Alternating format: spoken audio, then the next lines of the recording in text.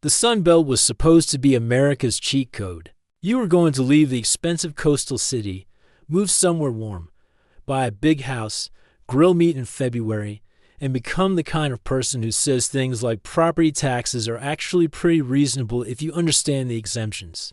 And then the dream did what dreams often do in America. It got an insurance renewal. For about 10 minutes, everyone was moving to the Sun Belt.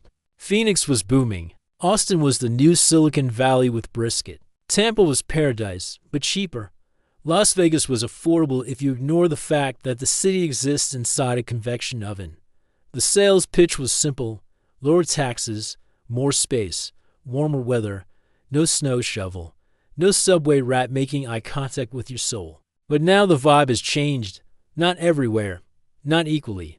Not in some cartoonish "the apocalypse is here" by Cam Bean's way, but in a lot of these once hyped cities. The market is no longer levitating on remote work money, pandemic panic, and Californians arriving with all-cash offers like they were buying snacks. Now you have falling prices, sellers cutting listings, insurance bills acting like they went to private school, water concerns in the desert, extreme heat that makes your steering wheel feel like cookware, and a weird new sentence nobody wanted to hear.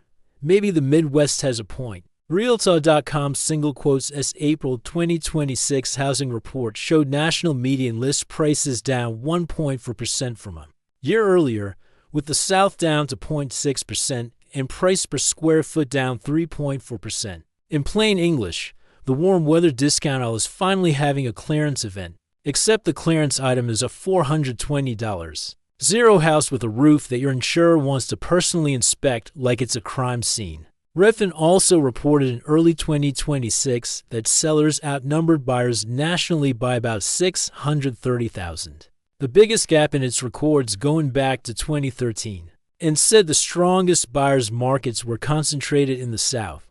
That is a polite way of saying the house party got overbuilt, and now the hosts are pretending they always meant to have this many empty chairs. So today we are counting down 10 Sunbelt cities where the dream did not completely die, but it definitely stopped posting vacation photos. And before anyone starts typing "my cousin bought in 2014" and is still up, yes, obviously, if you bought before the pandemic madness, you may still be sitting on a mountain of equity like a dragon with granite countertops. This video is about the late cycle buyer. The person who came in after the hype machine had already attached rockets to the price chart. This is not a list of bad cities. Some of these places are culturally rich, economically important, and genuinely fun. But the fantasy version of them, the one sold in relocation videos with drone shots and no mention of insurance, that version is limping into the Costco parking lot. Number 10.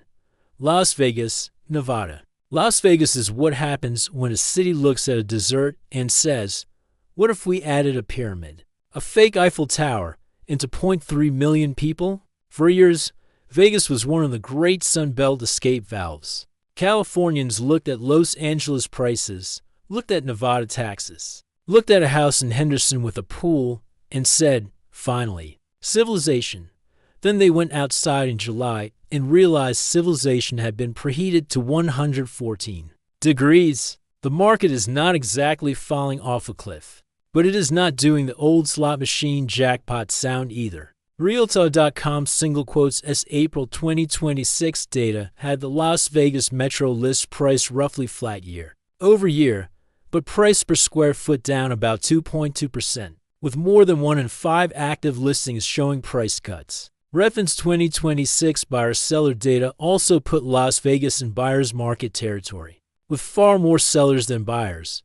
That is the strange thing about Vegas right now. It does not have to crash to feel different. It just has to stop being easy. A few years ago, sellers could ask wild prices and buyers would show up sweating, but financially enthusiastic. Now buyers are doing math, mortgage rate math, utility math, HOA math. Can I afford to cool this stucco box during a heat dome? Math. And then there's water. Southern Nevada has actually done a lot right on conservation. The Southern Nevada Water Authority says per capita water use fell 58% between 2002 and 2025, even as the population grew by roughly 876,000 residents. That is genuinely impressive. But the fact that the region needed a third intake and low lake pumping station at Lake Mead is also a giant neon sign that says, "Please do not confuse desert engineering with infinite abundance." The lifestyle still works for plenty of people. No state income tax, entertainment, airport access, food, jobs, pro sports, suburbs with enough beige tile to supply a minor empire. But the trade-off is simple. You are buying into a city where the air conditioner is not an appliance, it is life support with a monthly bill. Vegas used to sell the dream of easy money. Now the housing market is basically saying, the buffet is still open, but the crab legs are extra. Number 9. Tucson, Arizona. Tucson is Phoenix's cooler, artsier, slightly more relaxed cousin who owns pottery and has opinions about salsa. It is mountains, desert beauty, university energy, and a slower pace that makes people feel like they discover the authentic Southwest, instead of just another master-planned subdivision named the Preserve. It's something we destroyed. But Tucson is also getting hit by the same big Sun Belt.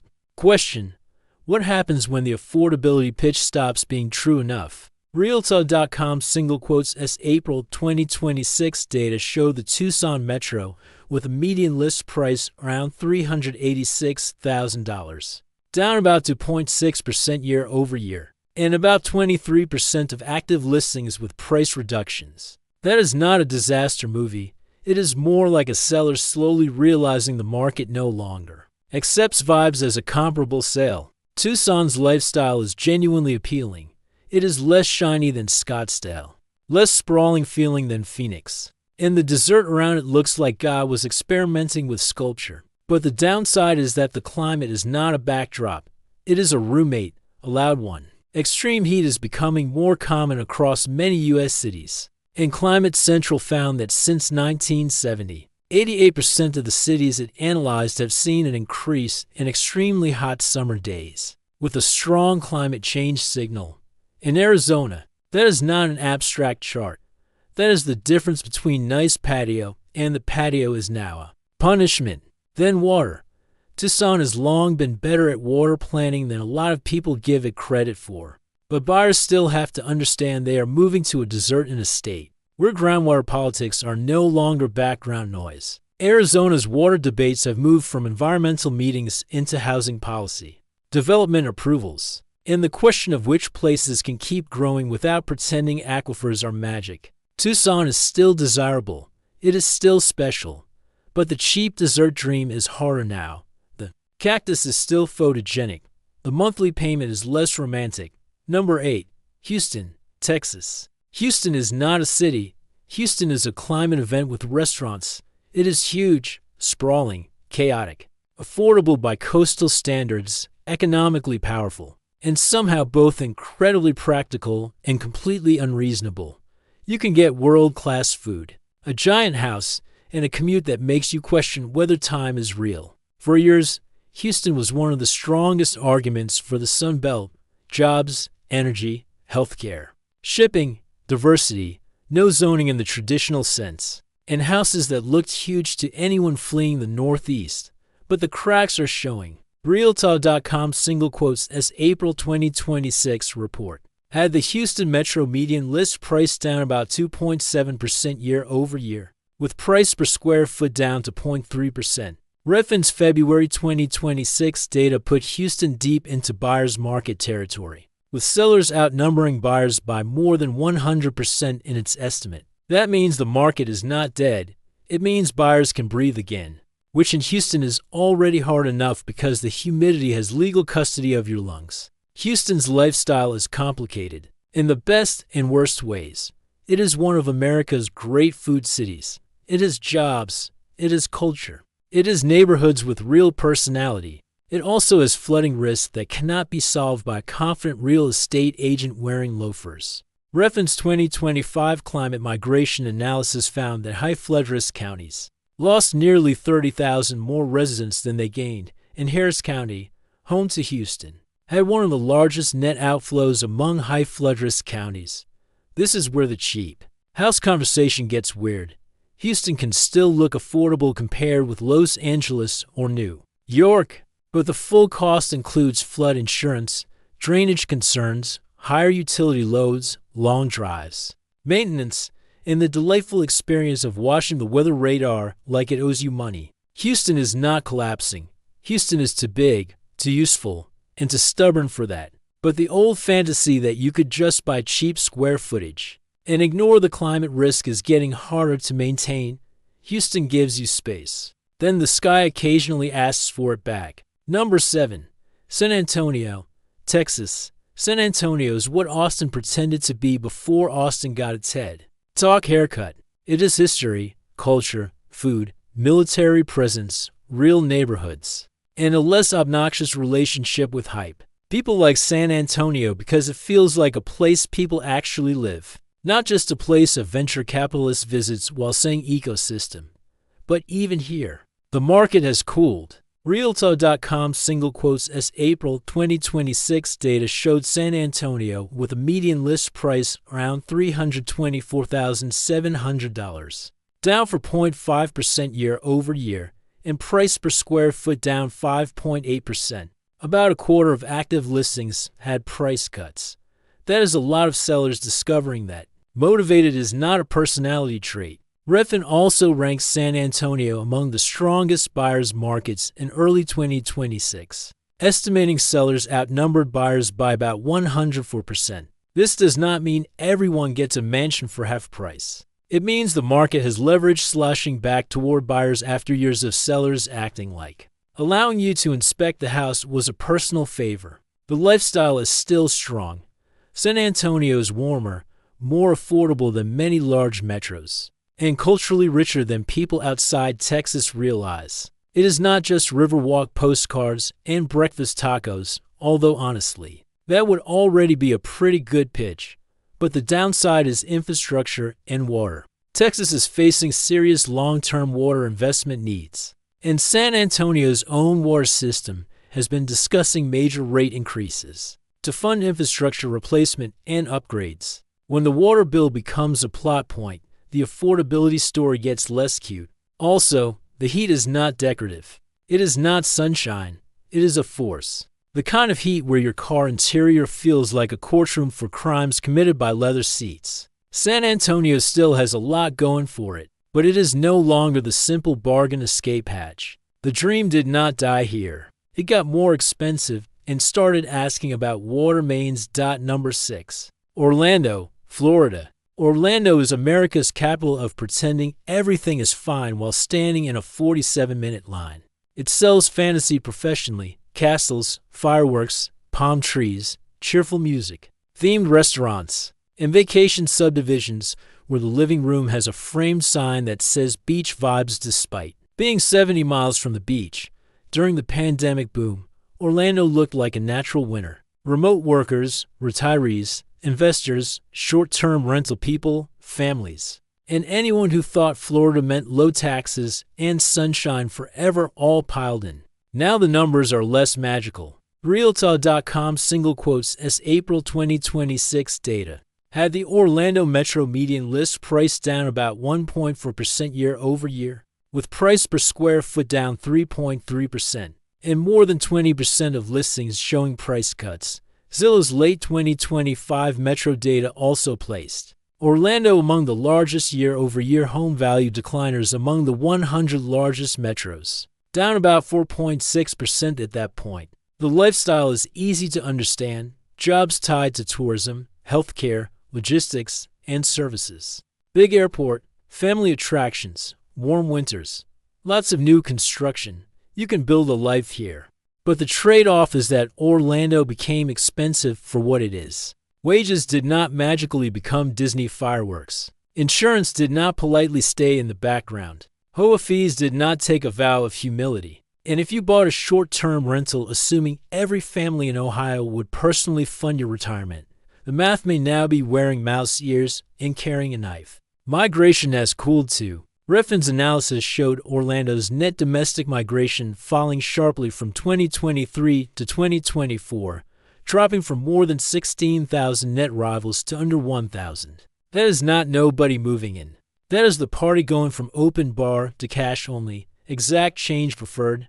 Orlando is still growing in many ways. But the easy dream got crowded, priced up, insured up, and then quietly relisted with a price reduction. The castle is still there. The carrying costs are just less enchanted. Number 5. Jacksonville, Florida. Jacksonville is Florida for people who want Florida, but also need a driveway, a yard, and maybe a little less performance art. It is big, spread out, more southern than Miami, more practical than Tampa, and still relatively affordable compared with much of coastal Florida. For a while, Jacksonville looked like one of the last reasonable Florida metros. Then Florida did what Florida does. It made the spreadsheet weird. Realtor.com single quotes as April 2026 data show the Jacksonville Metro median list price around $395,000, down about 1.2% year over year, with price per square foot down to 0.4% and more than 22% of listings showing price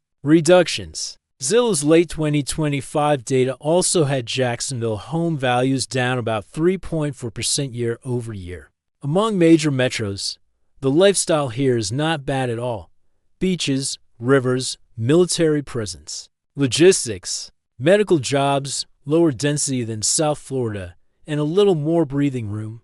Jacksonville has always been more actual city where people live than resort brochure with traffic. But the downside is the Florida cost stack. Insurance, storm exposure, flood risk in some areas, older housing, property taxes resetting after purchase, roof age turning into a personality test. Florida's insurance situation is the monster under every listing photo. Estimates vary by source and home type, but Insurify reported Florida's average annual home insurance cost hit more than $8,000 in 2025, up 18% from 2024. You can argue about averages all day, and people absolutely will in the comments. But the direction is the point. Insurance stopped being background paperwork and became a housing affordability issue. Jacksonville is not doomed. It may actually benefit from being less insane than other Florida markets. But the bargain story is thinner now. Buyers are not just asking, "Can I afford the house?"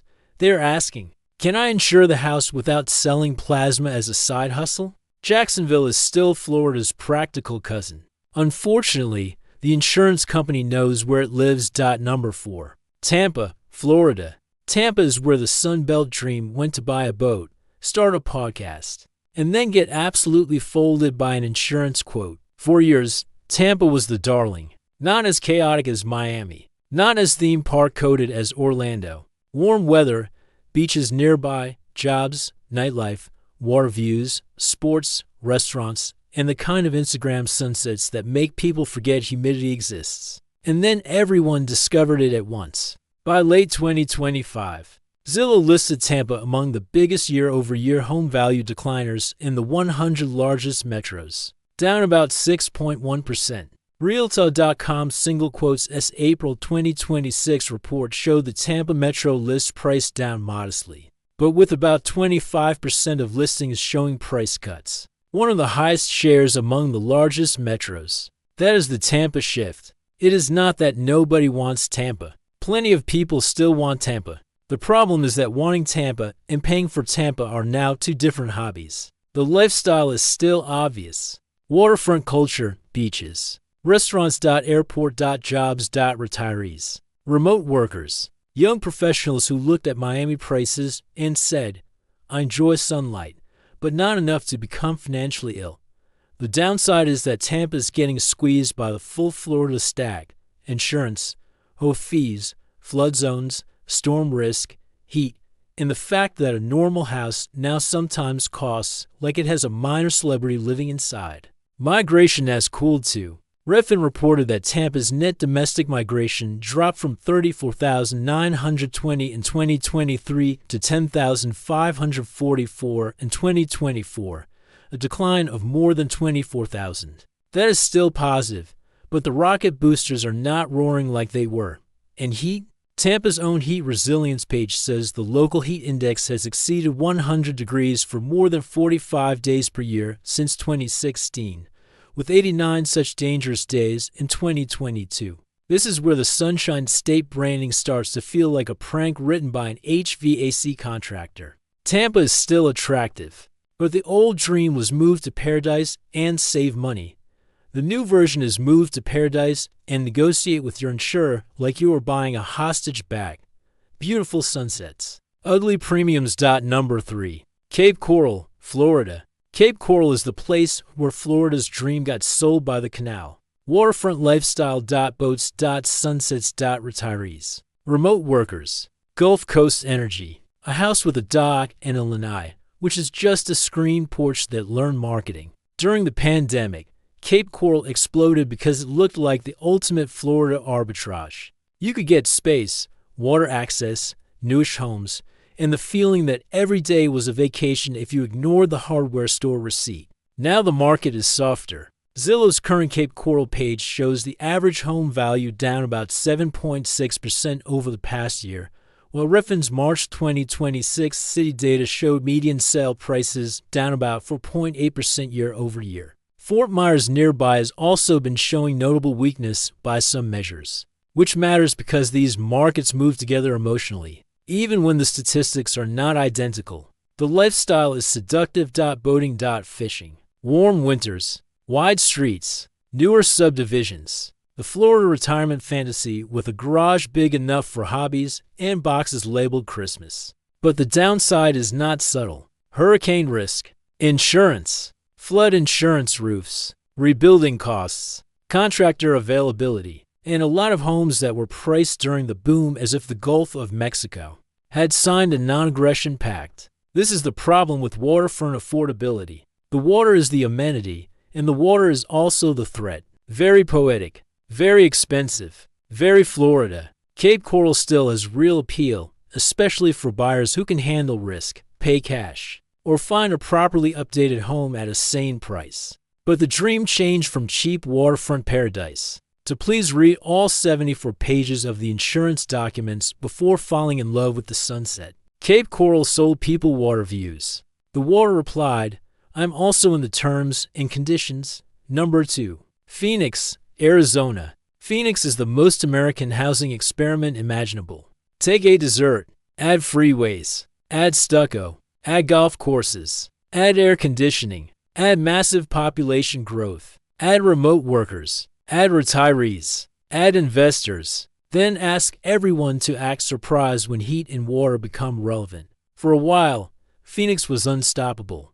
It was the destination for people leaving California, Chicago, Seattle, and basically anywhere with winter or state income tax discourse. The sales pitch was space, sunshine, jobs, and subdivisions so uniform they looked like they were rendered by a sleepy architect using copy-paste. Now the market is cooling hard enough to notice. Realtor.com single quotes as April 2026 data showed the Phoenix Metro median list price around for $199,000, down 5% year over year, with nearly 29% of active listings showing price reductions. The highest price cut share in that top 50 metro table. Redfin's March 2026 city page also showed Phoenix sale prices down about 5.2% year over year. That is not a gentle normalization. That is sellers discovering gravity after several years of levitation. The lifestyle is still strong for certain people.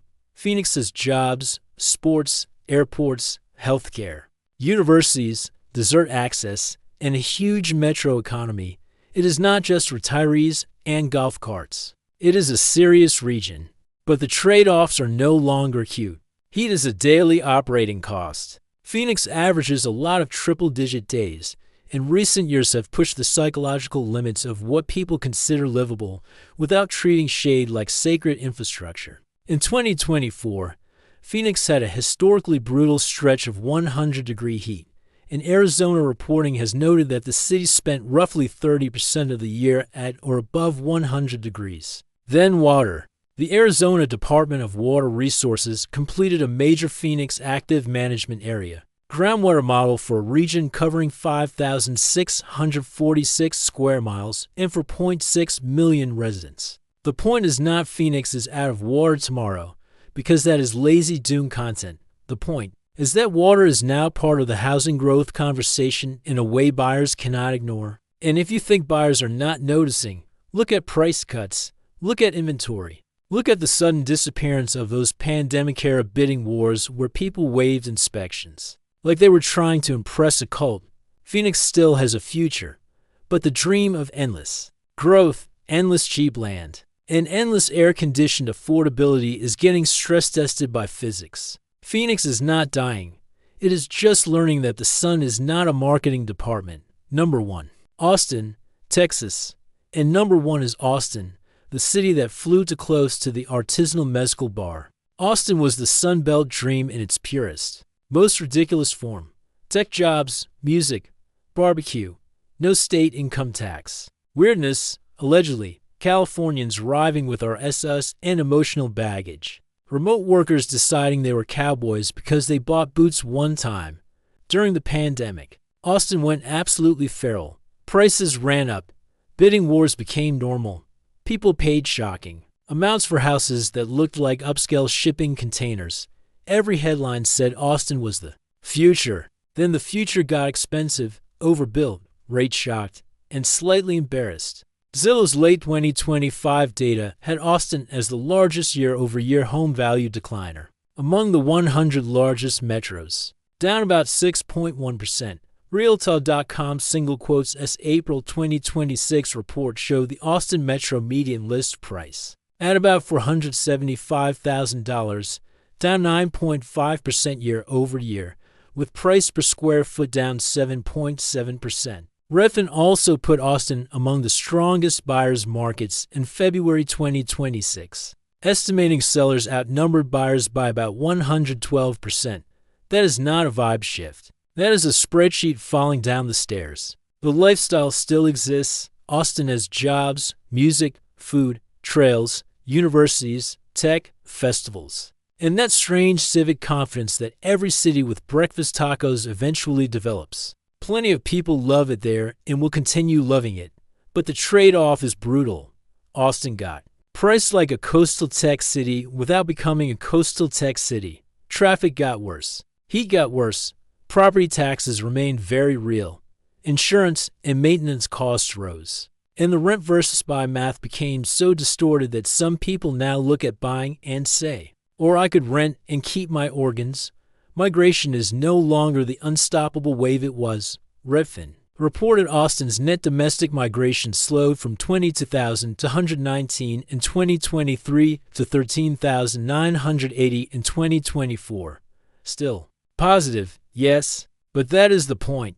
The boom did not have to reverse completely to change the market. It only had to slow while builders had already poured concrete like the entire internet was moving to Round Rock. Austin is the cautionary tale because it was never just about houses. It was about a story that said you could have coastal-style opportunity, Texas-style taxes, a fun lifestyle, and cheaper housing all in one place. For a while, that story worked. Then everyone heard it. Then everyone came. Then the prices stopped making sense. Then rates went up. Then sellers met buyers who had calculators. Austin did not die. But the fantasy version of Austin, the one where everybody gets rich, cool, and housed near good tacos, that version is lying face down in a parking lot outside a coffee shop that charges $8 for cold brew. So what is really happening here? The Sunbelt dream did not explode all at once. It got repriced. That is less dramatic, but more accurate, and honestly, more annoying. A crash is at least cinematic. A repricing is just years of awkward conversations between sellers in reality. The old deal was simple: move south or west, get warmth, get space, pay less, enjoy life. The new deal is more complicated. You might still get warmth and space, but you may also get extreme heat, higher insurance, water uncertainty, higher property taxes, longer commutes, HOA fees, in a market where your neighbor bought at the peak and now refuses to make eye contact. And let's be fair, a falling market is not automatically bad if you are a buyer with stable income, cash reserves, and patience. This may be the first time in years that sellers have to treat you like a customer instead of an inconvenience. Price cuts are not the end of civilization. They are how markets relearn manners. But for people who bought late, stretched hard, waived inspections, ignored insurance, and assumed every Sun Belt city would appreciate forever because people are moving here. This is the uncomfortable part. Population growth matters, jobs matter, taxes matter, weather matters, but price still matters.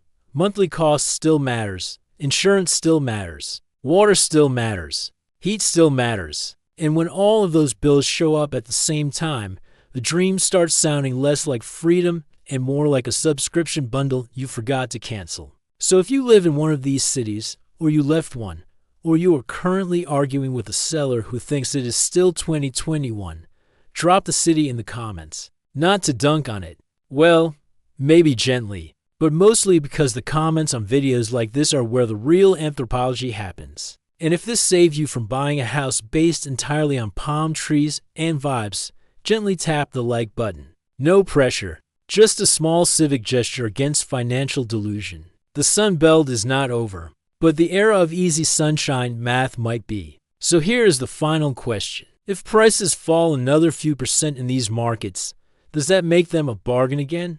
Or are buyers finally pricing in the real cost of heat, insurance, water, and sprawl? Because the American dream is still alive in the Sun Belt. It just has a price reduction, a roof inspection, and an air conditioner that has seen things.